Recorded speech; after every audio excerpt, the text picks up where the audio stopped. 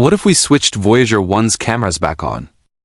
This is the iconic pale blue dot image captured by Voyager 1, our entire planet reduced to a single pixel, suspended in a sunbeam from 6 billion kilometers away. It was taken before many of us were even born, yet within that tiny blue dot lies everything we've ever known. All of humanity, every moment, every element that built us. But here's what's truly remarkable: just 34 minutes after snapping that image, Voyager 1's cameras were shut off for good, rendering the spacecraft permanently blind. Since then, Voyager 1 has traveled farther than any man-made object in history now, over 24 billion kilometers from Earth. So why were the cameras turned off? And more intriguingly, could we ever turn them back on? In this video, we're diving into how Voyager 1's cameras worked, why they were deactivated, and what they might see today if reawakened. And stick around to the end, we're giving away this awesome Space Shuttle Lego set. A record-breaking spacecraft. Over the decades, the Voyager probes have shattered record after record. Not only are they the most distant human-made objects in space, but they've also been operating continuously for over 45 years.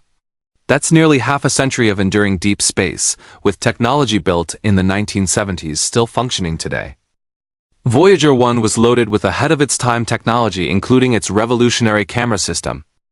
What kind of cameras did Voyager 1 use? Voyager 1 was equipped with 2 Vidicon cameras, an early form of analog-to-digital television technology. Each camera captured 800 pixel grayscale images using 8-bit depth. One was wide-angle, designed to photograph entire planets during close flybys.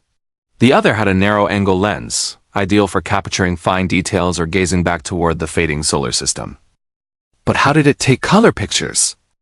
Before light reached the camera sensors, it passed through a rotating filter wheel: violet, blue, green, and orange. Each filter captured a separate grayscale image where light intensity reflected a specific wavelength. These images were then transmitted to Earth and digitally colorized by layering each filter's data, just like the human eye combines red, green, and blue signals. Inside the camera, the Vidicon tube. Once the filtered light entered the Vidicon tube, PHOTONS struck a transparent tin oxide faceplate backed by a photoconductive target. Light intensity at any point determined how many electrons were released. These electrons were pulled toward the faceplate, leaving gaps on the target. Then, a cathode fired electrons across the plate, filling in the gaps and producing an electric signal. Voyager's captured image, ready for transmission. But getting that signal from 24 billion kilometers away? That's a different challenge altogether. And no, NordVPN wasn't around back then, but hey, if you're worried about your data these days, now's the time to try it. Sponsor moment aside. How Voyager sends data to Earth. Each image Voyager captured was about 5 million bits, just over half a megabyte. That may sound tiny now, but across the vastness of space, even that's a Herculean task. In its early years, Voyager could transmit data at 115,000 bits per second, sending an image in about 43 seconds. But today, its data rate is just 160 bits per second.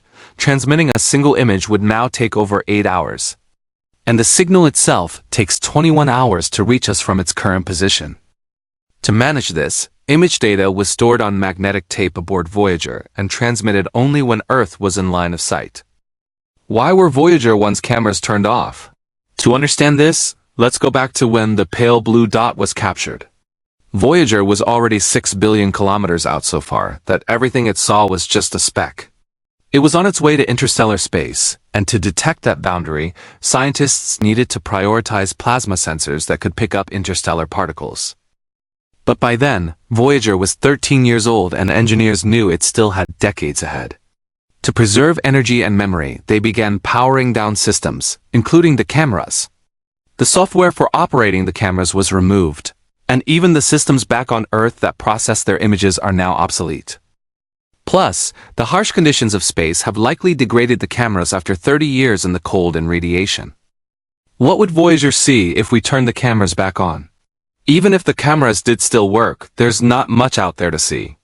Some imagine Voyagers in pitch blackness. Not quite. Even from 23 billion kilometers away, the sun's light is still 16 times brighter than moonlight here on Earth, enough to read a book. But there's simply nothing nearby to photograph. At best, we'd get a faint image of the sun and perhaps some distant planets, just specks of light. Astonishingly, despite traveling so far, Voyager's view of the constellations would still be identical to ours on Earth. To see a noticeable shift in the stars, it would have to travel thousands of light years, something it may achieve millions of years from now, long after we're gone. Want to support the channel? If you've enjoyed this journey through space, consider supporting us on Patreon. You'll get early access, help shape future videos, and join our exclusive Discord server. And now for something cool. In our next video, we'll be giving away this epic LEGO Space Shuttle set. Just sign up using the link below and tell us your favorite space moment of all time. The winner will be announced next month by email and on video. Thanks for watching, and until next time, keep looking up.